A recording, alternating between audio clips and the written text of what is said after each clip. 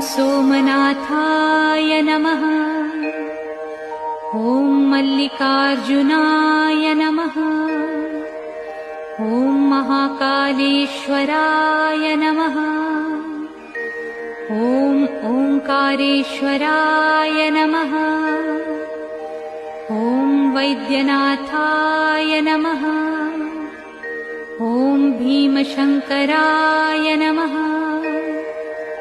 ॐ रामेश्वराय नमः। ॐ नागेश्वराय नमः। ॐ विश्वेश्वराय नमः। ॐ त्र्यंबकेश्वराय नमः।